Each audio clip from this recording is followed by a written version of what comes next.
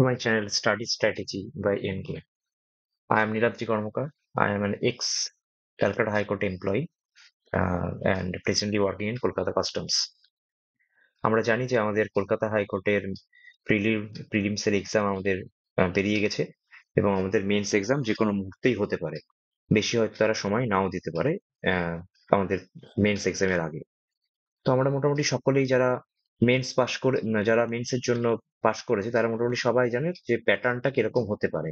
এক্ষেত্রে প্যাটার্ন বলতে তিনটে, এটা অ্যাকচুয়ালি 300 মার্কসের একটা এক্সাম হয় একসঙ্গে এবং একটা এগ্রিগেট 3 আওয়ার টাইম থাকে, যেটা অলরেডি লেখা থাকবে, দেখবে যে written test shall be of 3 hours in single sitting, মানে একবারই তোমাকে তিনটে পেপার দিয়ে দেওয়া হবে এবং সেখানটায় 3 আওয়ার্স টাইম থাকবে। সেই পেপারে কি আছে, তোমাকে অ্যারিথমেটিক করতে হবে 100 মার্কসের, তোমাকে এসে অ্যান্ড প্রেসি রয়েছে 100 মার্কস এবং জেনারেল নলেজ 100 মার্কস।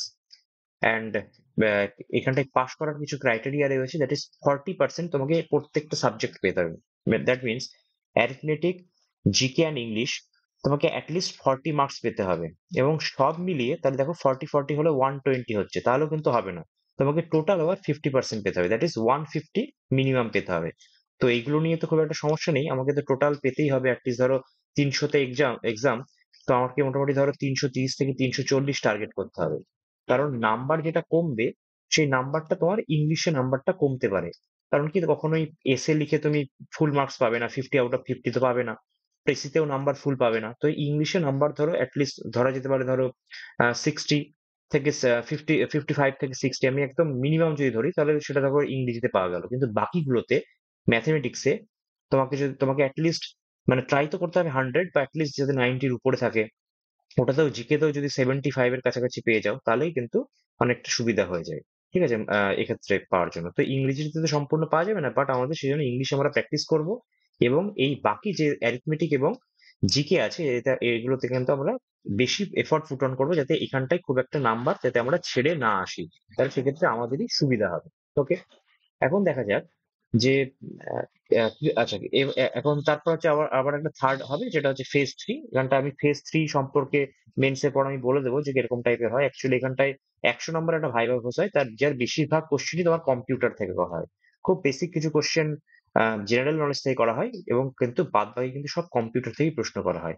তো সেগুলো দেখা যাবে এবং অ্যাকচুয়ালি মেরিট লিস্ট যেটা তৈরি হবে সেটা রিটেন টেস্ট এবং ফাইনালের যেটা মেরিট লিস্ট, দ্যাট ইজ 300 + 100 হচ্ছে তোমার ভাইভা হোস্ট। তো 400-র মধ্যে মেরিট লিস্ট তৈরি হবে, 400 অনুযায়ী তোমার হবে।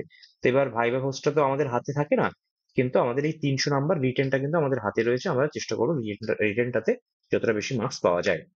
তো দেখা যাক যে কোশ্চেন পেপার যেটা খুব রিসেন্ট এক্সাম 2019 হিসেবে যেরকম হয়েছিল, সেটা হচ্ছে তোমার অ্যারিথমেটিক মোট 12টা প্রশ্ন থাকে, তার মধ্যে 8টা কোশ্চেন তোমাদের করতে হবে এবং প্রত্যেকটা কোশ্চেনের মার্কস হচ্ছে 12 করে, মানে 8 × 12 96 হলো 96।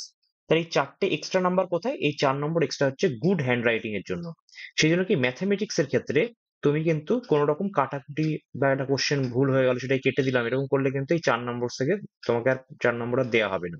সেই জন্য আমি যেটা সাজেশন দিই সেটা হচ্ছে, ধরো কোনো একটা কোশ্চেন তুমি একটা খুব ম্যাথমেটিক্স কোশ্চেন এসেছে, সেটা আমি দেখাচ্ছি কিভাবে ম্যাথমেটিক্স কোশ্চেন কিরকম আসে। তো ম্যাথমেটিক্স একটা কোশ্চেন এলো, সেটা তুমি যেরকম কম্পিটিটিভ এক্সামে যখন এমসিকিউ আমরা করি তখন যেভাবে আমরা করি না এমসিকিউ এর সময়, যে ধরো শর্ট প্রসেসে করি, তুমি সেরকম শর্ট প্রসেস তুমি একটা খাতায় করে নিলে বা কোনো যে কোশ্চেন পেপারটা দিয়েছে সেই কোশ্চেন পেপার তুমি শর্ট পেপারটা করে নিলে এবং সেখান থেকে তুমি কি করলে, সেখান থেকে বুঝে গেলে তুমি যে তোমাকে বুঝতে পারলে যে তোমাকে করতে হবে, আহ, আহ, যে কিরকম ভাবে কি করতে হবে সেটা তুমি বুঝে গেলে এবং সেটা বোঝার পর কি করলে, তারপর তুমি সম্পূর্ণ যেটা বড় যেভাবে প্রসেস এক্স ধরে এরকম করে করতে হবে, একটু বড় করে করতে হবে অ্যাকচুয়ালি, সেভাবে করবে। তো প্রথমে একটা রাফে তুমি অ্যান্সারটা বের করে নেবে বা কি করে করবো সেটা তুমি ভেবে নেবে, এরকম নয় যে তুমি ডাইরেক্ট কোশ্চেন নিয়ে করতে লাগলে দিয়ে মনে হলো এটা তো ভুল হলো কেটে দিলে আবার একটা করলে, তাহলে ক্ষেত্রে তোমার এই 4 নম্বর কিন্তু আর মার্কস আর পেতে হবে না। আমাদের 2019-এ যখন এক্সাম হয়েছিল বেশ কয়েকজন কিন্তু ফুল 100 আউট অফ 100 কিন্তু পেয়েছিল, বেশ কয়েকজন, বেশি জন নয় কিন্তু অনেক কয়জনই পেয়েছিল। আচ্ছা, এরপর ইংলিশ যেটা আছে, ইংলিশে কি তোমার একটা এসে থাকে ইংলিশে, সেখানটা মোট 4টে এসে থাকবে, তার মধ্যে একটা এসে তোমাকে করতে হবে, সেখানটায় 50 মার্কস থাকে। আর এখানটায় দুটো প্রেসি থাকে, চারটের মধ্যে দুটো করতে হবে, যেখানটা হচ্ছে প্রত্যেকটা এস এর মার্কস হচ্ছে 25 করে। তো 25 তোমার টোটাল 50 মার্কস থাকে। এবং জিকে তেও ঠিক সেরকম 50টা প্রশ্ন থাকবে, প্রত্যেকটা 2 মার্কস করে, টোটাল 100%। কিন্তু মেন 100 কোশ্চেন্স নাম্বার। কিন্তু মেন জিনিসটা কি, যে জিকে তে কিন্তু কোনো অপশনস থাকবে না, there will be no options. তোমাকে মেমোরাইজ করতে হবে, এবং মেমোরাইজ করে, প্রথমত এটা ডিফিকাল্ট কেন হয়ে যায়, একটা মেমোরাইজ করতে হবে, তারপরে তোমাকে কিন্তু সঠিক বানান নিয়ে লিখতে হবে। স্পেলিং যদি তুমি সম্পূর্ণ ভুল লেখো তাহলে কিন্তু হবে না। স্পেলিং একটু এদিক ওদিক, এ এর জায়গায় ই হলো, সেটা ধরা ধরা যায়, কিন্তু সম্পূর্ণ ভুল স্পেলিং করলে কিন্তু হবে না। তো স্পেলিং মিস্টেক তোমাকে করা যাবে না। অ্যাট দ্য সেম টাইম তোমাকে ওই প্রপার ওই সময়টায় তোমাকে মাথায় আসাটাও কিন্তু ইম্পর্টেন্ট। সেই জন্য এখন থেকে তোমরা প্র্যাকটিস করবে, যে কোনো একটা ওয়ান লাইনার বা জিকে বা কোনো একটা হিস্ট্রি, ধরো হিস্ট্রির কিছু পড়ছো, পলিটির কিছু পড়ছো, উইদাউট এনি অপশন চেষ্টা করবে পড়ার। তাহলে তোমাদের এক্ষেত্রে সুবিধা পাওয়া যাবে। আচ্ছা, এক্ষেত্রে আসা যাক যে কি বই পড়া যেতে পারে। তো এই বইটা এখন বাজারে আছে। হাইকোর্টের দেখে এলডিএ মেন্স এক্সামের জন্য 10টা মডেল কোশ্চেন পেপার আছে, যেখানটায় 100 করে একদম প্রপার ভাবে কিন্তু এরকম করেছে। মানে একদম তোমার অ্যারিথমেটিকও থাকবে, ইংলিশও থাকবে, জিকেও থাকবে, এরকম করে কিন্তু ওরা 10টা মডেল কোশ্চেন পেপার করেছে। তো আইদার তুমি কলেজ স্ট্রিটে গিয়ে বইটা কিনে নাও, বা যদি কলেজ স্ট্রিট যাওয়া সম্ভব না হয়, যদি তোমাদের শহরেরও কাছাকাছি পাওয়া যায় এরকম টাইপের কোনো বই, সেটা নিয়ে নাও। তাহলে অ্যাটলিস্ট বোঝা যাবে যে তোমার প্র্যাকটিসের জন্য কিছু একটা পাবে, ঠিক আছে? আর আদারওয়াইজ তোমরা কিন্তু ফ্লিপকার্ট বা অ্যামাজন থেকে এটাকে আহ, ইয়ে করে নিতে পারো, 3-4 দিনের মধ্যেই মোটামুটি চলে আসবে, ঠিক আছে, এই বইটা। আচ্ছা, এবার আমরা ম্যাথমেটিক্স এর কোশ্চেন দেখি। দেখো এরকম টাইপের কোশ্চেন দিয়েছে কি, এরকম মোট দেখো 12টা কোশ্চেন এরকম দেওয়া হয়েছে, দিয়েছিল, ঠিক আছে। এবার আমরা কিন্তু যেভাবে জিকে, যেভাবে আমরা ইয়েতে কোশ্চেন করি না, তোমার ধরো এমসিকিউ তে, সেরকম করলে কিন্তু হবে না। এক্ষেত্রে কিন্তু একটু বড় টাইপের করতে হবে। ধর ফর এক্সাম্পল, ধরো এই কোশ্চেনটা বলি, প্রথম কোশ্চেনটা বলি, যে একটা রেগুলার উইকে 5টা ওয়ার্কিং ডেজ রয়েছে, ঠিক আছে। এবং তারপর হচ্ছে, এবং for each day working hours হচ্ছে 8 ঘন্টা করে ওয়ার্কিং আওয়ার্স রয়েছে। সেখানে কি হচ্ছে, 2.40 করে প্রত্যেক দিনে পাচ্ছে, আর প্রত্যেক আওয়ারের জন্য পাচ্ছে রেগুলার ডেতে। এবং যদি ওভার টাইম করে তার জন্য হচ্ছে 3 টাকা 20 পয়সা করে বাড়ছে। এখন বলছে 432 টাকা সে চার চার উইকে পেয়েছে।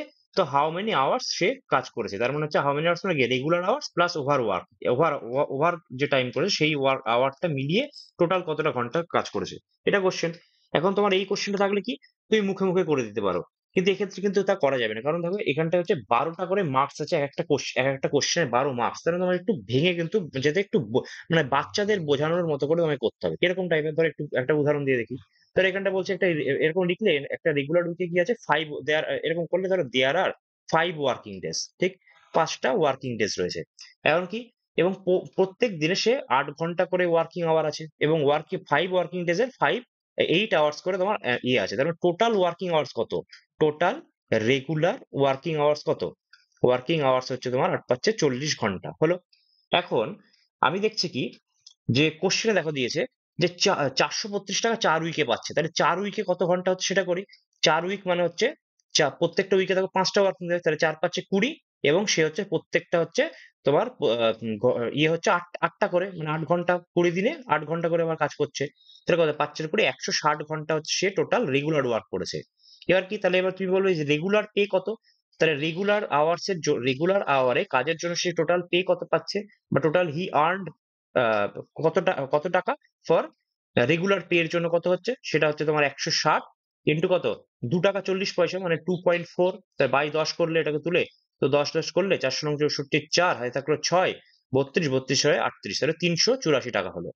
এখন তুমি লিখলে এরকম, যে সে টোটাল পাচ্ছে 432 টাকা টোটাল পাচ্ছে, সে রেগুলার আওয়ারের জন্য যা 384 পেয়েছে, তাহলে ওভার টাইমের জন্য, ওভার টাইম আওয়ারের জন্য সে কত টাকা পেয়েছে, সে টোটাল পে পেয়েছে, বা টোটাল ওয়েজ পেয়েছে কত, সে পেয়েছে 432 মাইনাস 384 করলে। এবার ধরো 8×4 = 12, আর 9, 9×4 = 48, তাহলে 48 টাকা সে পেয়েছে। এখন কি, সে 48 টাকা পাচ্ছে, এবং তুই বলছো যে ওভার টাইম করলে সে 3 টাকা 20 পয়সা করে পাচ্ছে, কিসে, পার আওয়ার। তাহলে সে এখন 48 টাকা পেয়েছে, তাহলে সে কত ঘন্টা কাজ করেছে, সে ঘন্টা কাজ করেছে 48/3.2। শেয়ার কাটাকুটি করলে বা ইন্টু 10 করলে, এটা করলে 16×2 = 32, 3 × 16 = 48, আর 2 5, তার মানে হচ্ছে 15 আওয়ার সে কাজ করেছে। তাহলে দেখো ওভার টাইম করেছে 15 আওয়ার, ওভার টাইম করেছে কত, 15 আওয়ার।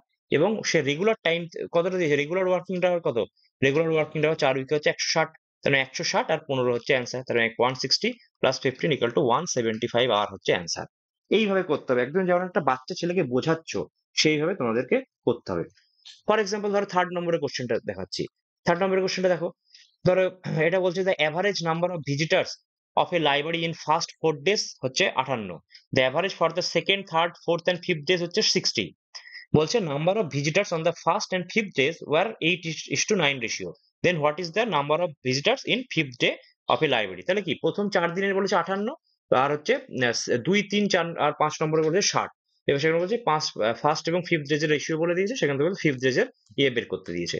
তো এই অঙ্কটা যদি করি তাহলে কি হচ্ছে, তুমি বললে যে ফার্স্ট, হ্যাঁ, মানে according to the question first, second, third আর ফোর্থ ডেতে হচ্ছে তোমার কত হচ্ছে 58 ইন্টু 4 টোটাল। 58 4 মানে কত, 8 4 32, 232। এবং এখানটায় হচ্ছে সেকেন্ড আর সেকেন্ড ইয়ে অনুযায়ী সেকেন্ড প্লাস ফোর্থ প্লাস হচ্ছে ফিফথ কত 60 ইন্টু 4, তার মানে হচ্ছে 240। তাই এখান থেকে যে আমি ধরো দুটো ইকুয়েশন বানালে এরকম করে যে 1 নম্বর ইকুয়েশন এটা পেলাম, এখানটায় 2 নম্বর ইকুয়েশন। এখন 2 মাইনাস 1 করে পাই কত, fifth minus first equal to 8। দেখো বাকিগুলো কেটে যাচ্ছে, second second, third third, fourth fourth কেটে যাচ্ছে, ফিফথ মাইনাস ফার্স্ট হচ্ছে 8। এখন বলেছে রেশিও হচ্ছে ফার্স্ট আর ফিফথ যে রেশিও কত বলে দিয়েছে তোমার 8/9। তো তুমি ধরে নাও এইভাবে, তুমি কিন্তু কম্পিটিটিভ এরকম করে ধরো না, কিন্তু তুমি ধরে নাও যে লেটস 8x আছে আর এখানটা হচ্ছে 9x তোমার ভিজিটার্স আছে না, 8x এবং 9x। তাহলে এই অনুযায়ী 9x minus 8x is equal two 8, তার মানে হচ্ছে x ইজিক্যাল টু 8। তার মানে ফিফথ ডেতে কত 9 ইন্টু 8, x এর মান বললে তার মানে 72। যদি বলতো ফার্স্ট ডেতে কত, তখন করতে 8 ইন্টু 8 মানে 64। তো এরকম টাইপের একটু লিখে যেরকম ভাবে আমরা প্রপার করি সেরকম না করে একটু বড় করে করতে হবে, ঠিক আছে? এরকম করে বিভিন্ন কোশ্চেন গুলো করতে হবে, ঠিক আছে? আরেকটা এক্সাম্পল ধরো এই কোশ্চেনটা দেখাই। তোমরা সবকটা কোশ্চেন করার চেষ্টা করবে, এমনি এই যে দেয়া আছে এটাকে পজ করে সব অ্যান্সার গুলো কিন্তু যারা ইয়ে করেছে প্র্যাকটিসের মধ্যে করে নেবে। ধরো এই কোশ্চেনটা বলছে A can do a piece of work in 10 days and B can do a piece of work in 15 days. They work together for 5 days and the rest of the work is finished by C in 2 more days. If they get 3000 as wages for the whole work, what are the daily, দেখো এখানটায় আমরা অনেকেই ভুল করেছিলাম। এখানটা বলেছে daily, total নয়, 3000-এর মধ্যে টোটাল করলে হবে না, বলেছে ডেইলি। ডেইলি মানে কি, ধরো এ আর বি তো 5 দিন করে কাজ করছে, কিন্তু সি কিন্তু মাত্র 2 দিন কাজ করছে, তো ডেইলি করার সময় কিন্তু এইটা হিসাবে করতে হবে। ধরো আমি এই অঙ্কটা করে দেখাচ্ছি কিভাবে। ধরো এখানটা বলছে এ হচ্ছে কত, এরকম করে যখন করবো তখন আমি করছি এ কতদিনে কাজ করছে, এ কাজ করছে কতদিনে, ধরো 10 ডেজ, ঠিক আছে? তাহলে এভাবে লিখলে যে A does work for 10 days. B কতদিনে করছে, বি ধরো বললে হচ্ছে 15 ডেজে কাজ করছে। এখন তোমরা কি এইভাবে আমরা করি না, এখানটায় ধরো এখানটায় 30 করে এখানটায় রেশিও করি 3:2। তো এইরকম করলে তার পরীক্ষা হবে না। এক্ষেত্রে তোমাকে কি করতে হবে, যে লেট, এই যে এই 30টা যখন করি এটা কি টোটাল ওয়ার্ক করি, তারপরে তো এটা এফিসিয়েন্সি পাই, কারণ এটা ডেজ দেয়া থাকে আমাদের। তো এইভাবে তো করা যাবে না, তখন এরকম ধরো বললে যে লেট টোটাল ওয়ার্ক হচ্ছে, তুমি ধরে নিলে এল ইজিক্যাল টু এলসিএম অফ কত 10 আর 15 করলে তার মানে হচ্ছে 30। তাহলে কি এ এর এফিসিয়েন্সি কত, এজ এফিসিয়েন্সি ঠিক এরকম করে করলে A's efficiency equal to 30/10 equal to 3। B এর এফিসিয়েন্সি কত, বি এর এফিসিয়েন্সি 30/15 মানে 2। এটা হয়ে গেল। এখন কি, এখন যেটা কোশ্চেন দিয়ে ওয়ার্ক টুগেদার ফর 5 ডেজ, তাহলে সে 5 দিন 5 ডেজ ওয়ার্ক করছে, কে কে, এ আর বি হচ্ছে 5 দিন কাজ করেছে, তাহলে তার total work is equal two কত, ডেজ ইনটু এফিসিয়েন্সি, তাহলে এ পার বি এর হচ্ছে 3+2। এবার একটু ভেঙে ভেঙে করবে, কিন্তু ডাইরেক্ট করবে না, কারণ ওদেরকে বোঝানোর মতো করে করতে হবে। তাই কত 25 হলো। তাহলে রিমেনিং ওয়ার্ক কত হলো, রিমেনিং ওয়ার্ক হলো 30 মাইনাস 25 ইকুয়াল টু কত 5। এখন বলছে ওই 5 ওয়ার্কটা কি করছে, সি হচ্ছে 2 দিনে কাজ করে দিচ্ছে, 2 দিনে শেষ করে দিচ্ছে। তাহলে সি এর তুমি এফিসিয়েন্সি পেলে, সি এর এফিসিয়েন্সি কত 5/2 মানে হচ্ছে 2.5 হলো সি এর এফিসিয়েন্সি, ঠিক আছে? এটা হয়ে গেল। এখন আমি দেখছি যে যখন ওয়েজেস এর যখন রেশিও বের করতে হয় তখন টোটাল তারা যেরকম কাজ করে সেই অনুপাতেই কি হচ্ছে ওয়েজের রেশিও দেয় হয়। তাহলে wages ratio is equal to total ওয়ার্কের রেশিও। তাহলে এখন দেখো এ বি আর সি এর মধ্যে টোটাল ওয়ার্ক কি কি করছে, এ এর এফিসিয়েন্সি কত, এ এর এফিসিয়েন্সি হচ্ছে তোমার 3, কতদিন কাজ করছে 5 দিনে। এবার এফিসিয়েন্সি ইনটু টাইম মানে তো টোটাল ওয়ার্ক হলো। তারপর বি কত, বি হচ্ছে 2, সেও 5 দিনে করছে। আর সি কত, সি এর হচ্ছে 2.5 বা 5 এর 2, সে 2 দিনে কাজ করছে। তাহলে কত হলো, দেখো 15:10 কত 5 কাটাকুটি করলে 3:2:1 হলো এবিসি এর এফিসিয়েন্সি হলো। এবার যদি এবিসি এর এফিসিয়েন্সি 3:2:1 হয়ে থাকে তাহলে কত, এখন 3000 কে ভাগ করব, তার মানে হচ্ছে টোটাল টোটাল ওয়েজেস এর মধ্যে এ কত পাচ্ছে, টোটাল ওয়েজেস এর মধ্যে আমি করলাম যে এ পেলো হচ্ছে তোমার 3/3 + 2 + 1 ইন্টু 3000, এই যে এরকম ভাবে একটু ভেঙে ভেঙে করতে হবে, একদম ডাইরেক্ট ডাইরেক্ট নয়। তাহলে কত, এখানটা 6, 3/6 মানে হচ্ছে 1500 টাকা পেলো। তাহলে এ 1500 টাকা পেলো, বি হচ্ছে সেই একই অনুপাতে 1000 টাকা পেলো, এবং সি পেলো কত, সি পেলো হচ্ছে তোমার ঠিক এরকম করবে। এটা ধর বি হচ্ছে কত, বি হচ্ছে 2 বাই এত, তাহলে 2/6 মানে 1000 হলো। আর এর ক্ষেত্রে কত, 1/6 ইন্টু 3000 মানে সি হলো 500 পেলো, এই তিনটে হলো। তাহলে এরা তো পেলো 1500, 5000 আর হচ্ছে 500 করে পেলো এ বি সি। দেখো 3000টা অ্যাডজাস্ট করে দেওয়া গেছে, কিন্তু এখানে বলেছে ডেইলি, এইটা না দেখলে তোমার কিন্তু কোশ্চেন ভুল এবং তোমার 8 নম্বর বাদ চলে যাবে। ডেইলিতে কি আছে, তাহলে ডেইলি মানে কত, এ হচ্ছে 5 দিনে কাজ করেছে, বি ও 5 দিনে কাজ করেছে, সি কাজ করেছে 2 দিন। তাহলে তাদের ওয়ার্ক ডেজ দিয়ে আমরা ভাগ করে দিলাম, তাহলে আমরা পেয়ে গেলাম কত, 300, 200 আর হচ্ছে 250। তাহলে এইটা হচ্ছে তাদের ডেইলি ওয়েজ। এই যে এইভাবে করতে হবে তোমাকে অঙ্ক। এক তো প্রথমে দেখতে হবে যে কি বলতে চাইছে, এবং তারপর হচ্ছে প্রপার ভাবে কি কি করতে মানে মানে একদম ছোট ভাবে করলাম না। তোমাকে প্রপার এক্সপ্লেনেশন দিয়ে করতে হবে। ফর এক্সাম্পল ধরো আরেকটা, মানে কিভাবে করতে হয় সেটা বোঝানোর জন্য, ধরো আহ, এই যে 2 নম্বর কোশ্চেনটা বলছে কি, যে a person borrow 5,000 for 2 years at 4% simple interest and he immediately lends it to another person 6.12% per annum for 2 years. Find his gain per transaction per year, মানে 2 বছরে হলে হবে না, সেটাকে আবার 2 দিয়ে ভাগ করতে হবে। তো এই ক্ষেত্রে আমরা কি এমনি এক্সামে কি করি, পিটিআর 100, তাহলে পি ইন্টু টি, টি মানে 2 ইন্টু আর, আর মানে দুজনের মধ্যে ভাগ করে দিলাম 13/2 মাইনাস হচ্ছে 4 বাই হচ্ছে 100, সেখান থেকে 50, তার মানে 100 ইন্টু হচ্ছে 5/2 মানে হচ্ছে 2, 100 ইন্টু 50 মানে 250 হচ্ছে 2 বছরে। তাহলে পার ইয়ারে হলে 2 দিয়ে ভাগ, তার মানে 125 অ্যান্সার, এভাবে করতে হবে। বাট এক্ষেত্রে এরকম করলে হবে না। এক্ষেত্রে কি করবে, যে হচ্ছে ইন্টারেস্ট কত হচ্ছে প্রথম ক্ষেত্রে, ইন্টারেস্ট হলো তুমি একদম করলে 5,000 ইন্টু 2 ইন্টু 4/100, এবং ব্র্যাকেটে লিখে দেবে, এটা হট করে লিখলেই হবে না, ব্র্যাকেটে লিখতে হবে যে I is equal to P T R by 100 formula wise, মানে this is a formula, simple ইন্টারেস্টের formula, where I is interest, P is principal, T is time, R is the rate of percent per annum। এরকম ভাবে proper কিন্তু লিখে ব্র্যাকেটে লিখে দেবে, বা মানে কোন সূত্র অনুযায়ী করছো সেই সূত্রই করতে হবে। ফর এক্সাম্পল এই যে এই কোশ্চেনটা ধরো, ধরো এটা বলেছে, দেখো কত ছোট কোশ্চেন, যে সিপি বলেছে 25% অফ সেলিং প্রাইস।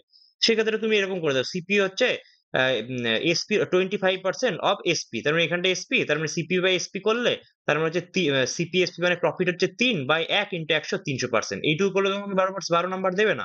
তবে কি করতে হবে, যে লেট সিপি হচ্ছে এক্স, তাহলে তাহলে কি হচ্ছে, সিপি হচ্ছে বা এসপি হচ্ছে এক্স, তাহলে এসপি ইজ টু এক্স ধরলে, তাহলে সিপি কত, 25% অফ এক্স, তার মানে x/4, 25 এক্স করলে, তাহলে এবার প্রফিট যখন করলে, তাহলে প্রফিট ইজিক্যাল টু কি করলে, প্রফিট ইজিক্যাল টু হচ্ছে এসপি মাইনাস সিপি লিখে রাখবে, তাহলে এক্স মাইনাস x/4 মানে হচ্ছে 3x/4 হচ্ছে প্রফিট। এবার যখন প্রফিট পার্সেন্টেজ বলবে, তখন প্রফিট পার্সেন্টের ফর্মুলা লিখবে, যে profit by cost price into 100, cost price কত এখানটায়, কস্ট প্রাইস হচ্ছে x/4, তাহলে x/4 ইন্টু 100, তারপর দেখো 4 কেটে গেল, এক্স কেটে গেল, তখন হচ্ছে 300% তোমার অ্যান্সার হলো। তো এক্ষেত্রে একটু বড় করে করতে হবে, নট কি একদম ছোট করে করবো, ঠিক আছে। এখানটা এই কোশ্চেন গুলো আমি দেখালাম, এগুলো একটু পজ করে তোমরা প্রত্যেকে কিন্তু এই কোশ্চেন গুলোকে ট্রাই করে নেবে, কারণ সবসময় আমাদের মনে রাখতে হবে যে প্রিভিয়াস ইয়ার কিন্তু একটা তোমার একটা ইনসাইট দেয় যে কিরকম টাইপের প্রশ্ন আসতে পারে বা কি আসতে পারে, ঠিক আছে, তোমরা প্র্যাকটিস করে নেবে। আপাতত এই কটা আর সবগুলো করাচ্ছি না।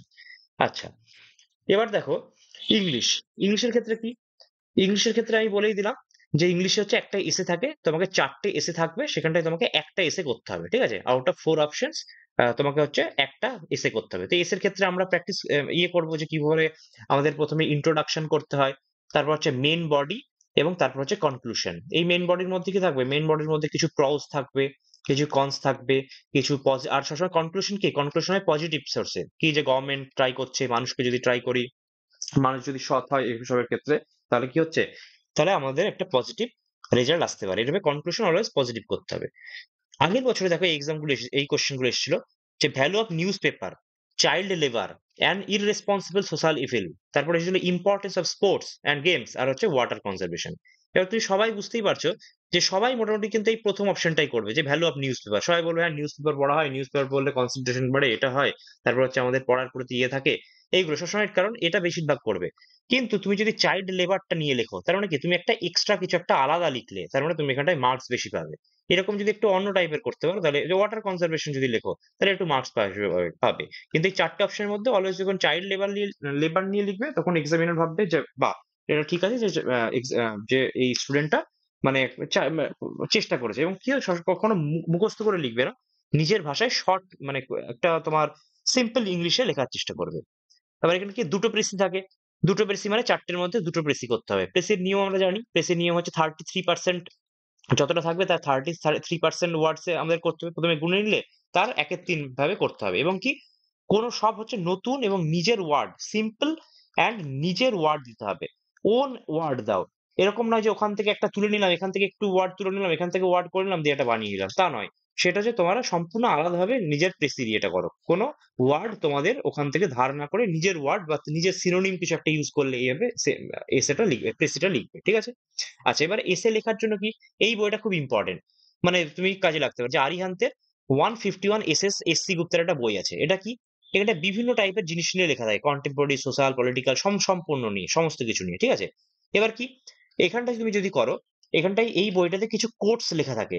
১ম এর দিকে, ঠিক আছে? কিছু কোটস থাকে, সেই কোটস গুলোকে তুমি ধরো ইউজ করতে পারো। সেখান থেকে কিছু ধরো গান্ধীজির কিছু কোটস ইউজ করলে, নেতাজি সুভাষচন্দ্রের কিছু কোটস ইউজ করলে। এবার কি ওই যে ইন্ট্রোডাকশনটা না তুমি যদি একটু আলাদাভাবে করতে পারো, ধরো কোট ইউজ করেছো, কোটেশন ইউজ করলে।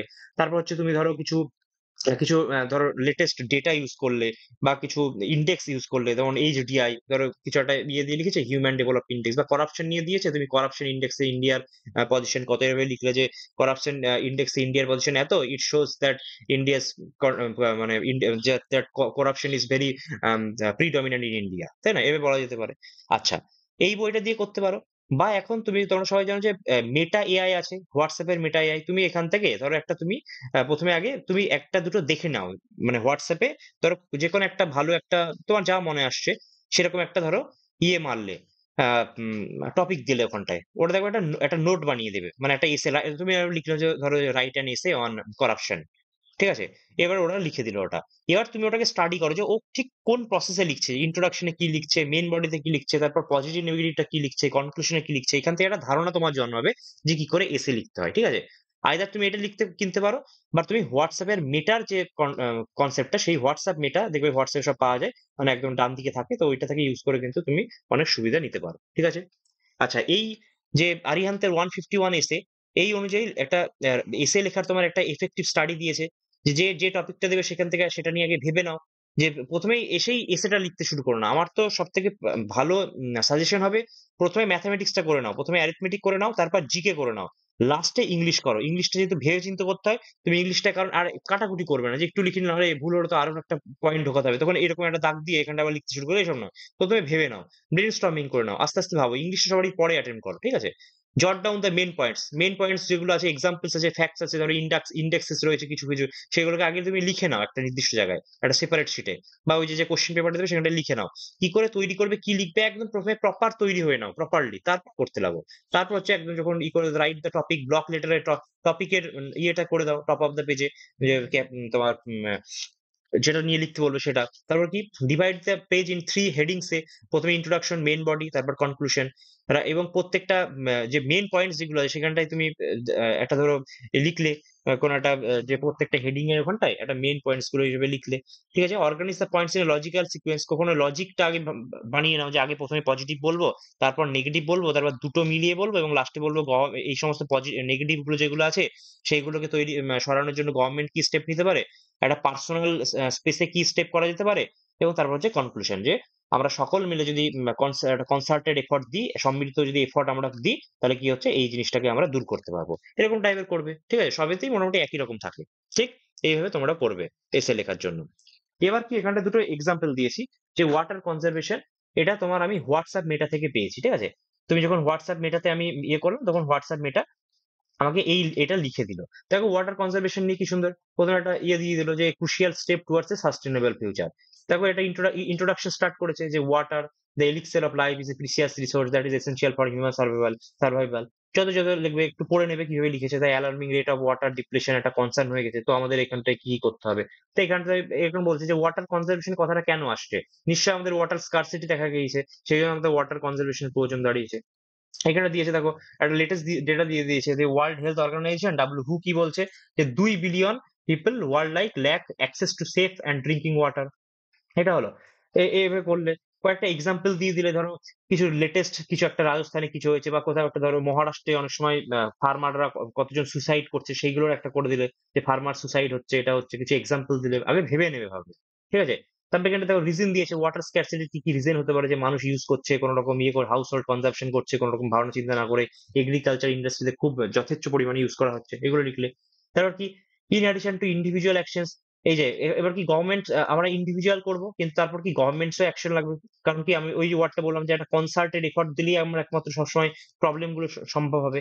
এবার দেখো একটা একটা তো জেনারেল লাইনে বলেছে, একটা বলেছে একটা পার্সোনাল লাইনে, যে একটা প্রত্যেক ইন্ডিভিজুয়ালের কি দায়িত্ব রয়েছে, একটা গভর্নমেন্টের দায়িত্ব কি রয়েছে। এবং কনক্লুশনে কি করছে, দেখো ওয়াটার কনজারভেশন হচ্ছে very urgent imperative that requires immediate attention by adopting water saving measures individual household institution can contribute to a more sustainable future. এখান থেকে বলতে এবং লাস্টে দেখো পজিটিভ নোটে কিন্তু শেষ করতে হবে, পজিটিভ নোটে অলওয়েজ, যে together we can ensure that this precious resource is protected and preserve for future generation. দেখো এইভাবে শেষ করে দিয়েছে। উদাহরণ হলো সেকেন্ডটা দেখো, চাইল্ড লেবার বলেছে, এটাও হোয়াটসঅ্যাপ মেটা থেকে নিয়েছি। Child labour and irresponsible social evil. দেখো চাইল্ড লেবার নিয়ে বলেছে যে চাইল্ড লেবারটা কি, যে is a persuasive and insidious social evil that has plagued humanity for centuries. এত ভালো ওয়ার্ড তো তুমি পাবে না, এর থেকে সোজা ওয়ার্ড ইউজ করবে, ঠিক আছে। It is scorch search that denies children their fundamental right to childhood education। এবার চাইল্ডহুড তখন এই যে তোমার ফান্ডামেন্টাল রাইট, এখান থেকে তুমি করবে যে আর্টিকেল 20, আমরা আর্টিকেল সবাই পড়ি যে আর্টিকেল 20 তে রয়েছে যে লেস দ্যান 14 ইয়ার্স এর বাচ্চাদেরকে কি চাইল্ড লেবারের হিসেবে কাজে লাগা যাবে না। তুমি আর্টিকেল 23 টা মেনশন করলে, তোমার এক্সামিনার দেখবে যে বাহ, আর্টিকেল সম্পর্কে তার ধারণা আছে। এই যে ইন্টারন্যাশনাল লেবার অর্গানাইজেশন এস্টিমেট দিয়েছে, যে এই যে এস্টিমেট গুলো দিয়েছে যে 152 মিলিয়ন চিলড্রেন এত থেকে যারা কাজ করছে এখানটায়, তাহলে কি তোমার একটু সুন্দর লাগবে দেখতে, ঠিক আছে। এবার পড়বে দেখবে এখান থেকে, এটা হোয়াটসঅ্যাপ মেটাটাকে ইউজ করবে, দেখবে অনেক বেশি সুবিধা পাবে, এখান থেকে কিন্তু অনেক হেল্প হবে, ঠিক আছে। তারপর আমরা আরো দু একটা ক্লাস আমি আনার চেষ্টা করবো, যেখানটায় হচ্ছে এসেটাকে কিভাবে লেখা যাবে, কয়েকটা এসে আমি এসের একটা এক্সাম্পল বা কি কি ইম্পর্টেন্ট এসে আসতে পারে সেটা আমি কয়েকটা তোমাদের শেয়ার করবো, ঠিক আছে। আচ্ছা, এখন কি, যেটা বললাম যে এসে লেখার সময় কি কোটেশন দিয়ে একটা কোট দিয়ে স্টার্ট তৈরি করার চেষ্টা করো। ধরো লেটস সে এক্সাম্পল, ধর করাপশন দিয়ে দিয়েছে, তো তুমি এখানটা লিখলে যে there is enough for everyone's need but not for everyone's greed. তার মানে এখান থেকে বোঝা যায় এটা যে গান্ধীজি বলেছে, তো গান্ধীজির একটা ওয়ার্ড ইউজ করলে তাহলে এটা কি দেখতে ভালো লাগলো, ঠিক আছে। কিছু রিসেন্ট ডেটা ইউজ করো, রিসেন্ট ডেটা ইউজ করলে কি সেটা আই ক্যাচি হয়ে যায়, এক্সামিনার দেখবে বা খুব বেশি ভালো তোমার ইনফ্লুয়েন্সড হবে। তারপর কি Indian rank in different indices, এটা মুখস্থ করার চেষ্টা করো, যখন যেখানে তোমার মনে হবে যে হ্যাঁ এখানটায় ইন্ডাস্ট্রি লাগানো যেতে পারে সেখানটায় লাগিয়ে নেবে, ঠিক আছে। ধরো সায়েন্স নিয়ে কিছু বললো, তো এখানে সাইন্টিফিক টেম্পার নিয়ে যেটা হয় তোমার মানে তোমার ইনোভেশন, ইনোভেটিভ ইন্ডেক্স হয় না, ইনোভেটিভ ইন্ডেক্সে ধরো ওই ইন্ডিয়া সম্ভবত 40th নাম্বারে থাকে বা 42nd নাম্বারে থাকে, অস্ট্রেলিয়া সবসময় প্রথমের দিকে থাকে, অস্ট্রেলিয়া, ইসরায়েল। তো এইগুলো লিখলে যে আমরা অনেক পিছিয়ে রয়েছে, এখন আমাদের অনেক উন্নতি করতে হবে, ঠিক আছে, এরকম টাইপের উদাহরণ দিয়ে করলে কি হচ্ছে, বা ইন্ডেক্সের বিভিন্ন মেনশন থাকলে তোমার লেখাটা একটু আই ক্যাচি হবে, ওকে। আচ্ছা, এবার হচ্ছে জেনারেল নলেজ, লাস্ট আমাদের টপিক হচ্ছে জেনারেল নলেজ। জেনারেল নলেজে কি 50 কোশ্চেন থাকছে, 2 marks each, without option, that is most important, without options. সেই জন্য কি রাইট, এবং আরেকটা হচ্ছে কি write full sentence not just answer. যেরকম কোশ্চেন থাকবে শুধু অ্যান্সার লিখে দিলে তোমাকে কিন্তু 2 দেবে না, তোকে 1 দিয়ে দেবে, তোমাকে প্রপার লিখতে হবে, ঠিক আছে। ধরো বলছে যে গান্ধীজির গোটা নাম কি, the full name of Gandhiji is Mohandas Karamchand Gandhi, এইভাবে লিখতে হবে তোমাকে, ঠিক আছে। দেখা যাক আস্তে আস্তে। আচ্ছা, প্রথমে আমি দেখি স্টাডি মেটেরিয়াল কি করা যেতে পারে। লুসেন্ট মোটামুটি সবার কাছে থাকে, বা তরুণ গোয়াল মোটামুটি সবার কাছে থাকে। দেখবে লাস্টের দিকে মিসলেনিয়াসে অনেক ছোট ছোট কিন্তু এরকম জিনিসগুলো থাকে, যেখানটা হচ্ছে তোমার ফার্স্ট ওয়ান্স থাকে, ফার্স্ট ফিমেল, লার্জেস্ট, লংগেস্ট, কোন ব্রিজ কোথায়, হ্যাঁ, তারপর হচ্ছে ধরো জিওগ্রাফি হচ্ছে কোন national park, wild life sanctuary, তারপর হচ্ছে বায়োস্ফিয়ার রিজার্ভ কোথায় কি রয়েছে, ঠিক আছে। তারপর হচ্ছে ধরো ন্যাশনাল হাইওয়ে 1 কোথায় আছে, তারপর ওয়াটার হাইওয়ে 1 থেকে 5 পর্যন্ত কোথায় আছে। এই যে এইগুলো সমস্ত ইম্পর্টেন্ট, যেগুলো তোমরা পড়ে নেবে। এবং সেখানে এরও আমি একটা দুটো ক্লাস করাবো, ঠিক আছে, কয়েকটা স্যাম্পল আমি দেওয়ার চেষ্টা করবো। সাবজেক্ট কি, ওয়ান লাইনার জিকে তুমি সাবজেক্ট পড়ো, এবং কিছু কিছু হিস্ট্রি থেকে কোশ্চেন থাকবে। তুমি ধরো এরকম ভাবে পড়লে, ধরো বাবরের গোটা নাম কি, বাবরের বাবার নাম কি, ওমর শেখ মির্জা। এই যে এরকম টাইপের কি, আমরা সবসময় তো অপশন নিয়ে পড়ি, সেই জন্য কিন্তু আমাদের পরীক্ষাটা কঠিন হয়ে যায়, কারণ আমরা অপশন এলিমিনেশন সবসময় আমরা পড়ি, অপশন এলিমিনেশন করতে। বাট এখানে কিন্তু এলিমিনেশন করার কোনো উপায় নেই তোমার, এখানটা কি তোমাকে ডাইরেক্ট তোমাকে মনে রাখতে হবে, এবং সব থেকে ইম্পর্টেন্ট কি স্পেলিং, তোমাকে স্পেলিং মনে রাখতে হবে, এরকম ভুলভাল স্পেলিং লিখলেও হবে না, স্পেলিংটাকে মোটামুটি ঠিক রাখতে হবে, ঠিক আছে। এবার দেখো 2019-এ কিরকম কিরকম কোশ্চেন এসেছে, সেখান থেকে আরো একটু ধারণা আসবে। দেখো প্রথম কোশ্চেন কি বলেছে, largest island in the world. আমরা জানি যে লার্জেস্ট ইয়ে হচ্ছে গ্রিনল্যান্ড, কিন্তু এটাই যদি বলতো যে largest riverine island in the world, riverine, এখানে ধরো একটা ওয়ার্ড থাকতো রিভারাইন, তখনই কি হতো, তখনই মাজুলি আইল্যান্ড হতো অ্যান্সার আমার, মাজুলি। মাজুলি দ্বীপ কোথায় আছে, আসামে রয়েছে। কোন নদীর কাছে হয়, ব্রহ্মপুত্র নদীর, ওখান থেকে ব্রহ্মপুত্র নদীর জন্য উৎপন্ন হয়, ঠিক আছে, এরকম কোশ্চেন থাকলো। তো এশিয়াটিক লায়ন দেখো, তার মানে এটা এই কোশ্চেনটা কোথা থেকে? এই কোশ্চেনটা নরমাল ওয়ার্ল্ড জিকে থেকে। তাহলে দেখো এখানটায় বলছে এশিয়াটিক লায়ন কোথায় ফাউন্ড করা যায়? আমরা জানি গির অরণ্যে, গির ফরেস্ট, গুজরাটের গির ফরেস্টে পাওয়া যায়। তাহলে এটা কি? এটা হচ্ছে জিওগ্রাফির কোশ্চেন। তারপর দেখো নোবেল প্রাইজ, এটাও দেখবে মিসলেনিয়াস কিন্তু নোবেল প্রাইজ কে প্রথম নোবেল প্রাইজ পেয়েছে, কে স্টার্ট করেছে, তারপর কে দুবার নোবেল প্রাইজ পেয়েছে, এই সমস্ত কিন্তু ফ্রেডরিক স্যাঙ্গার দুবার পেয়েছে, এরকম কিন্তু অনেক কিছু একদম তরুণ গোয়ালের শেষের দিকেও আছে, তারপর হচ্ছে তোমার লুসেন্টেও কিন্তু লাস্টের দিকে আছে, বা আরিয়ান্তেও লাস্ট, মনোহর পান্ডেতেও লাস্টের দিকে এগুলো থাকবে। তো ফাউন্ডার অফ নোবেল প্রাইজ কি? আলফ্রেড নোবেল হচ্ছে 1912 সালে স্টার্ট করছে, ঠিক আছে না? এই যে এগুলো। তারপর কি ফার্স্ট এবার national police museum will be establish, এটা হচ্ছে তোমার কারেন্ট অ্যাফেয়ার্স তো কয়েকটা থাকবে, সেটা হচ্ছে নিউ দিল্লিতে স্টার্ট হয়েছিল, ওই 2018 দিকে হয়েছিল, এটা 2019 এক্সাম হয়েছিল, তো এটা কি কারেন্ট অ্যাফেয়ার্স হিসেবে ইউজ করেছে। আচ্ছা, তারপর father of milk revolution of India, এটা এই যে বানানটা দেখো ভার্গিস কুরিয়ান, এই বানানটাও তো সঠিক লিখে আসা একটা চ্যালেঞ্জ। তোমার অন্য কিছু বানান লিখে দেবে, তাই তো? কাছাকাছি কিন্তু লিখতে হয়। এই যে ভার্গিস কুরিয়ান, এই কোশ্চেনটা মিল্ক রেভলিউশন বলেছে, তো ধরো গ্রিন রেভলিউশন বললো, যে father of green revolution in India, তখন কি হবে? M S Swaminathan. দেখো এইগুলো কিন্তু এরকম কোশ্চেনই আসার চেষ্টা, মানে চান্স আছে, ঠিক আছে? তারপর হচ্ছে ধরো বললো যে father of green revolution in the world not in India, তখন কি? Norman Borlaug. তখন নরম্যান বোরলগ, এই যে বানানটা বোরলগের কঠিন, নরম্যান বোরলগ, এটা প্র্যাকটিস করবো, লেখার চেষ্টা করবো, ঠিক আছে? তারপর দেখো লংগেস্ট সার্ভিং সিএম, সে পবন কুমার চামলিং, সিকিমের ছিল। তারপর হচ্ছে কি গ্রেট ইন্ডিয়ান বাস্টার স্যাংচুয়ারি, আবার সে আমি বললাম না যে wild life sanctuary, national park, এগুলো পড়তে হবে তোমাকে। তাহলে দেখো ওয়াইল্ড লাইফ তোমার স্যাংচুয়ারি নিয়ে কোশ্চেন দিয়েছে, সেটা কোথায় আছে? মহারাষ্ট্রে হয়েছে, সোলাপুরে, গ্রেট ইন্ডিয়ান বাস্টার স্যাংচুয়ারি। আচ্ছা, তারপর বলেছে Imphal is the capital of which state? মণিপুরের ইম্ফল। এবার ইম্ফল, এবার কি যে কোনো নর্মাল বললো না, যে এরকম বললো না যে মহারাষ্ট্রের তোমার ক্যাপিটাল কি? মেনলি হচ্ছে এই সমস্ত ক্যাপিটাল যখন জিজ্ঞেস করে, তখন সবসময় জিজ্ঞেস করে হচ্ছে যে সেভেন সিস্টার যেগুলো স্টেট রয়েছে তাদের। ধরো ত্রিপুরা জিজ্ঞেস করলো, ত্রিপুরা কি? ত্রিপুরা হচ্ছে আগরতলা। এরকম ধরো মণিপুর আছে, মণিপুর ইম্ফল। মিজোরাম বললো আইজল, ঠিক আছে? মেঘালয় শিলং, সিকিম গ্যাংটক, এই যে এই অরুণাচল প্রদেশ ইটানগর, আসাম দিসপুর, এইগুলো হচ্ছে ইম্পর্টেন্ট। নাগাল্যান্ড কোহিমা, এইগুলো সবসময় সেভেন সিস্টার্সটা একটু দেখে নেবে। ওটাই মনে থাকে এটা, বাট যেন দেখে যাবে। আচ্ছা, এবার দেখো কিছু সায়েন্স নিয়ে বলেছে, যে ইনভেন্টর অফ লাইট বাল্ব কে? লাইট বাল্ব কে তৈরি করেছে? থমাস আলফা এডিসন, বানানটা আমাদের দেখতে হবে, থমাস আলফা এডিসন তৈরি করেছে। First woman to win Nobel prize, madame Curie বা Marie Curie. First person to go to space, সেটা হচ্ছে ইউরি গ্যাগারিন, সোভিয়েত ইউনিয়ন। যদি বলতে ইন্ডিয়ান কে, তখন রাকেশ শর্মা বলতাম, রাকেশ শর্মা হচ্ছে প্রথম কি স্পেসে গেছে। তার ওল্ডেস্ট মিউজিয়াম অফ ইন্ডিয়া কি? দ্য ইন্ডিয়ান মিউজিয়াম, কলকাতাতে রয়েছে ওল্ডেস্ট মিউজিয়াম ইন ইন্ডিয়া, ঠিক আছে? Route of the first train, সেটা কত? 1853 সালে প্রথম যাচ্ছে কোথায়? বোম্বে টু থানে। কিলোমিটার নিয়ে প্রশ্ন আসতে পারে, ধরো 34 কিলোমিটার, অ্যাপ্রক্সিমেট 34 কিলোমিটার ছিল, বোম্বে থেকে থানে গেছিল 1853 সালে। ফার্স্ট ইয়ার, এবার ধরো এবার কোশ্চেন দিল যে ফার্স্ট রান যখন হয়েছে, তখন হচ্ছে ইন্ডিয়ার ভাইসরয় কে ছিল? এই গভর্নর জেনারেল অফ ইন্ডিয়া কে ছিল? তখন কি বলবে? তখন বলবে ডালহৌসি ছিল, কারণ ডালহৌসি 1848 থেকে 56 পর্যন্ত ছিল, তাহলে 53টা এর মধ্যেই পড়ছে, তাহলে ডালহৌসি ছিল অ্যান্সার। ডালহৌসি ছিল তখনকার গভর্নর জেনারেল, ঠিক আছে? এরকম টাইপের কোশ্চেন আসতে পারে। আচ্ছা, ফার্স্ট সিজিআই, দেখো এই যেটা নিয়ে ফার্স্ট সিজিআই, যদি বলে যে first woman chief, first woman তোমার justice of India, chief justice নয়, এমনি জাস্টিস অফ ইন্ডিয়া, তখন কি? ফাতিমা বিবি হবে। আচ্ছা, ফার্স্ট ইন্ডিয়ান গভর্নর জেনারেল, বলতে বলতে গভর্নর জেনারেল চলে এসেছে, কিন্তু কি বলেছে? ফার্স্ট ইন্ডিয়ান আর লাস্ট ইন্ডিয়ান একজনই, সেটা হচ্ছে চক্রবর্তী রাজা গোপালাচারী, লর্ড মাউন্ট ব্যাটেনের পর হয়েছিল। ল্যান্ড অফ মিড নাইট সান কি? Norway answer. নরওয়ে জানি আমরা। বগিবিল কোথায় আছে? বগিবিল হচ্ছে আসামের, বগিবিল রয়েছে। এরকম টাইপের কোশ্চেন গুলো এসেছিল, ঠিক আছে? দেখো হিস্ট্রি থেকে চলে এসেছে, লাস্ট মুঘল এম্পায়ার, তার নাম ছিল বাহাদুর শাহ জাফর বা বাহাদুর শাহ টু। লাস্ট এবার এই কোশ্চেনটা ধরো বললো যে পলাশির ব্যাটেল যখন হয়েছিল, তখন কে ছিল? তখন কি আলমগীর টু ছিল, ঠিক আছে? আর তোমার মুঘল সম্রাট যখন বললো যে ব্যাটল অফ বক্সার যখন হয়েছিল, তখন কে ছিল? তখন ছিল শাহ আলম টু। এই যে এরকম টাইপের হিস্ট্রির কোশ্চেন গুলো চলে আসতে পারে, ঠিক আছে? আমরা প্র্যাকটিস করবো। আচ্ছা, vice Roy at the time of partition of Bengal, দেখো আবার ভাইস রয় কে ছিল? Lord Mount Batten. তাহলে ভাইস রয় নিয়ে কত কোশ্চেন দিয়েছে দেখো, ঠিক আছে? তারপর কি youngest state of India? Telangana 2014 সালে স্টার্ট হয়েছে, তৈরি হয়েছে, তাহলে ইয়ংগেস্ট স্টেট হচ্ছে তেলেঙ্গানা। এটা হচ্ছে 28 স্টেট হয়েছিল, তাই না? 29th হয়েছিল, পরে হয়তো আবার কমে গেল একটা। তোমার জম্মু কাশ্মীরকে ভেঙে দিয়ে আবার 28 হয়েছিল, তো 29th হয়েছিল। Sikkim became part of India in কবে? এটা 1975 হবে। তো আমরা জানি যে 1974 আর 1975 এ কি হয়েছিল? 35th আর 36th অ্যামেন্ডমেন্ট হয়েছিল। 35th অ্যামেন্ডমেন্টের মাধ্যমে কি হয়েছিল? সিকিমকে একটা অ্যাসোসিয়েট স্টেট অফ ইন্ডিয়া করা হয়েছিল, অ্যাসোসিয়েট স্টেট বানানো হয়েছিল। আর 36 অ্যামেন্ডমেন্ট অ্যাক্ট 1971 কি একটা ফুল স্টেটহুড দেওয়া হয়েছিল তাকে, সিকিমকে, ঠিক আছে? তো এটা আমরা কিছু এরকম টাইপের, ধরো একটা পলিটিক্স কোশ্চেন চলে এলো, যে সিকিম কবে পার্ট অফ ইন্ডিয়া হয়েছে, এরকম কোশ্চেন আসতে পারে। ধরো পন্ডিচেরি কবে হয়েছে, তারপর হচ্ছে ধরো গোয়া কবে পার্ট হয়েছে, ঠিক আছে? 1987 সম্ভবত গোয়া কবে হয়েছে, সেটা ইম্পর্টেন্ট আসছে, ঠিক আছে? আচ্ছা, first female defence minister of India, first female defence minister হচ্ছে নির্মলা সীতারমন। প্রথমে ফিমেল ডিফেন্স মিনিস্টারও হয়েছিল, আর ফিমেল ফিনান্স মিনিস্টারও হয়েছিল। কিন্তু যদি বলে যে প্রথম ফিমেল যে হচ্ছে ইন্ডিয়ান বাজেটকে বা ইন্ডিয়ান বাজেট পেশ করেছে, তাহলে কিন্তু ইন্দিরা গান্ধী হবে। কেন?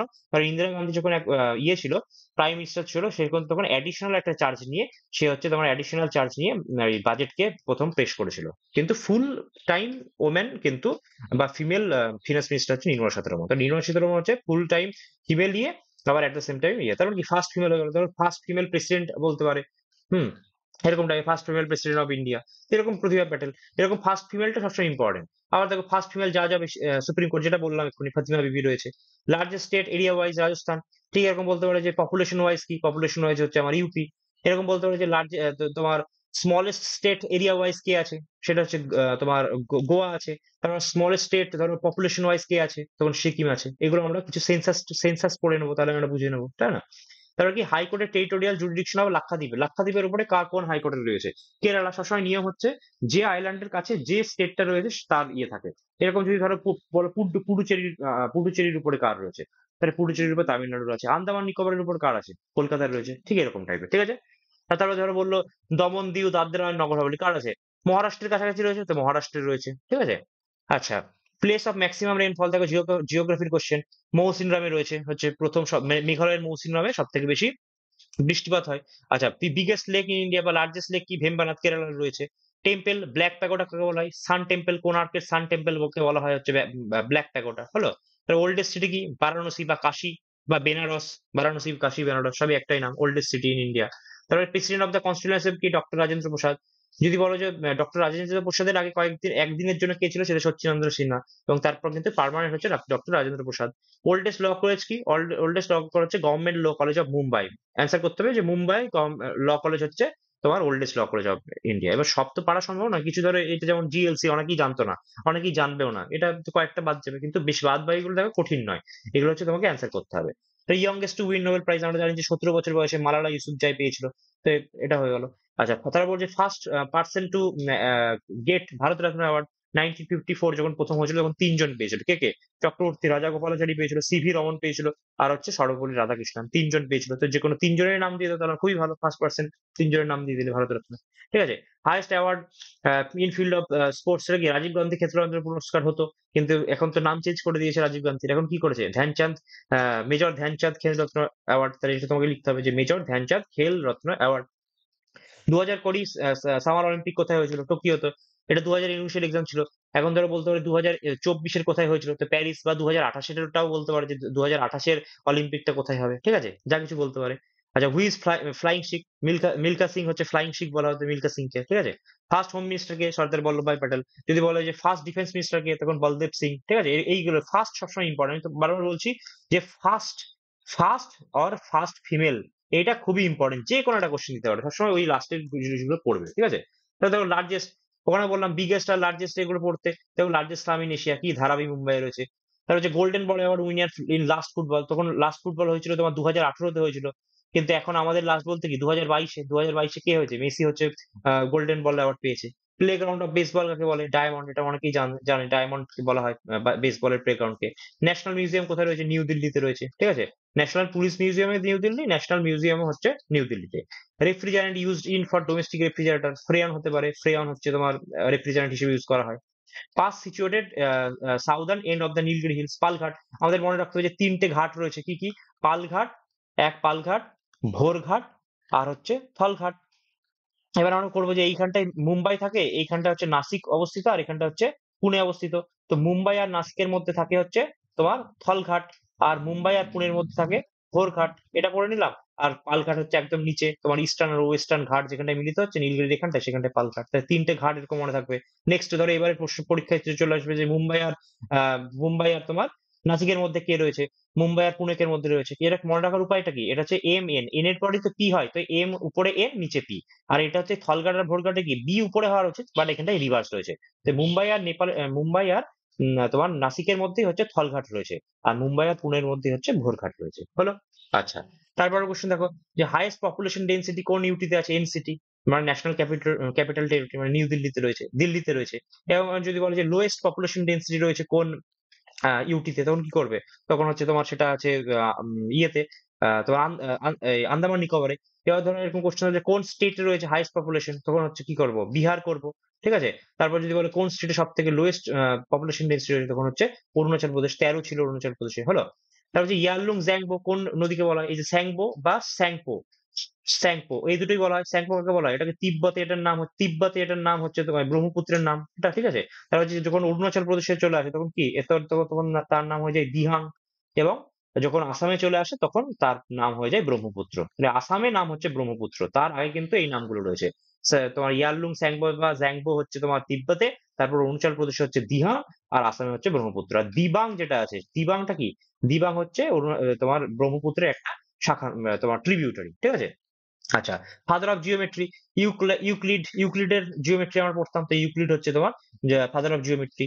জুড ফেলিক্স কোন ইয়ের সঙ্গে, ইনি হচ্ছেন একজন ইন্ডিয়ান হকি প্লেয়ার, তো Indian hockey player Jude Felix. Lady with the lamp কে, ফ্লোরেন্স নাইটিঙ্গেল হচ্ছে lady with the lamp, okay. Under Akbar Mir Bakshi was required to look after, military affairs দেখতো। ধরো এটা মির বক্সি নিয়ে বলেছে, তো এবার যখন টোটাল মল দিয়ে লিখলো, তো টোটাল মল দিয়ে কি বলবো, তুমি বলবো রেভিনিউ অ্যাফেয়ার্স গুলো দেখতো, রেভিনিউ রিলেটেড বা রেভিনিউ অ্যাফেয়ার্স গুলো লুক আফটার করতো, ঠিক আছে, এরকম টাইপের কোশ্চেন আসতে পারে। Sound of frequency below 20 hertz is called, তাহলে এরকম আমরা জানি যে টোয়েন্টি হার্জের যদি নিচে হয় তাহলে সেটাকে বলে ইনফ্রাসনিক। আর যদি 20,000 হার্জের বেশি হয়ে যায়, 20,000 হার্জের যদি বেশি হয়ে যায় তখন কি আল্ট্রাসনিক। আর 20 থেকে 20,000-এর মধ্যে যদি থাকে, 20 থেকে 20,000-এর মধ্যে যদি থাকে, তাহলে সেটাকে বলা হচ্ছে অডিবল সাউন্ড বলা হচ্ছে। তিন ধরনের ভাগ হলো। তারপর ধর এরকম বললো যে যে আম, তোমার শব্দের থেকে, শব্দের যতটা গতিবেগ তার থেকেও গতিতে যদি কোনো রকেট বা কিছু একটা যায়, কোনোটা ধরো যুদ্ধ জাহাজ যাচ্ছে, তাহলে তাকে কি বলা যেতে পারে, তখন তাকে কি বলে, সুপারসনিক বলা হচ্ছে।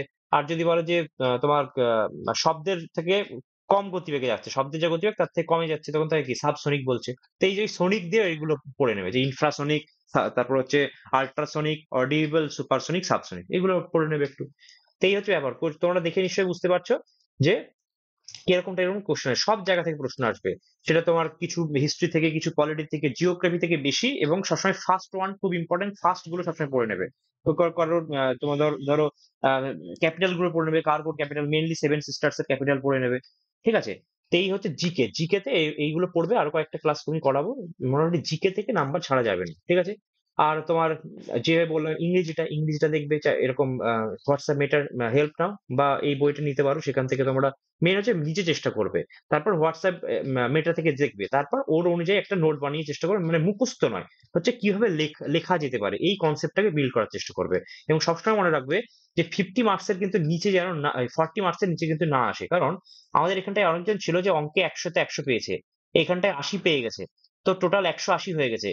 এবং ইভেন কিন্তু এইখানটায় কি হচ্ছে, এখানটায় কিন্তু 40 পায়নি, এখানটা ধরো 38 পেয়েছে, যে 218 মার্কস আছে, 218 কিন্তু ভালো মার্কস 300-তে, বাট যেহেতু এখানটায় কম পেয়ে গেছে, সেই জন্য কি বাদ হয়ে গেছে।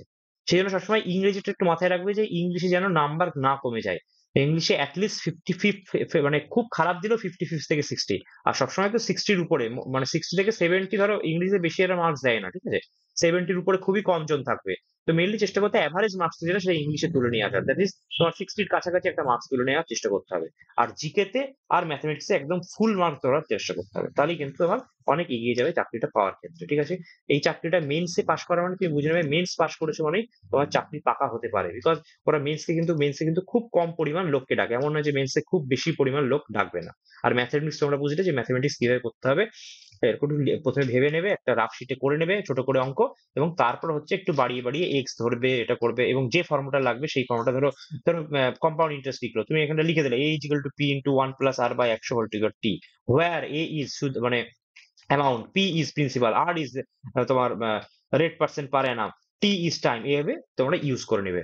আর কি এখানটা শুধু অ্যারিথমেটিক থাকবে, তো সেই হিসেবে অ্যালজেব্রা, জিওমেট্রি, তারপর হচ্ছে তোমার ত্রিকোণমিতি, এই সমস্ত কিন্তু দরকার নেই। অ্যাডভান্স যে ম্যাথ থাকে, অ্যাডভান্স যে চ্যাপ্টার গুলো আছে, অ্যাডভান্স ম্যাথমেটিক্স কিন্তু এখানে থাকে না, শুধু অ্যারিথমেটিক। তাই শুধু অ্যারিথমেটিক পড়বে, এবং এই বইটা একটু কিনে নেবে, তোমাদেরই সুবিধা হবে, প্র্যাকটিসের মধ্যে থাকবে। তোমরা আগে প্র্যাকটিস করবে, লেখার চেষ্টা করবে, কারণ তুমি দেখো এই 10খানা পেপার রয়েছে, মানে তোমার কাছে কিন্তু 10, প্রত্যেকটা সেটে 4টে করে থাকবে, এবং 10টা পেপার মানে 10 × 40 খানা কিন্তু সেট অফ এসে তোমার কাছে চলে এলো, তুমি 40 খানাকে প্র্যাকটিস করতে পারবে এসে। তারপর কি, তোমার 4টে করে 40 খানা তুমি প্রেসি ইউজ করতে পারো। প্রেসিটা তুমি চেষ্টা করো, প্রেসির তোমার স্যাম্পল পেপার বাড়লো প্রেসি, ঠিক আছে? ম্যাথমেটিক্স তো ভালোই হবে। জিকে এর কিছু কোয়েশ্চেন তোমার তৈরি হবে। এরা নিশ্চয়ই যখন বই বানিয়েছে তার মানে ওইগুলো সবগুলো মাথায় রেখে করেছে। এবং তারপর আমিও দেখবো কয়েকটা আমার মতে যেগুলো বেশি ইম্পর্টেন্ট মনে হয় যেগুলো আসতে পারে সেগুলো আমরা ইউজ করব। ঠিক আছে? তো ভালোভাবে এক্সাম দাও। আমরা দেখছি এইটুকু পর্যন্তই আজকে। Thank you.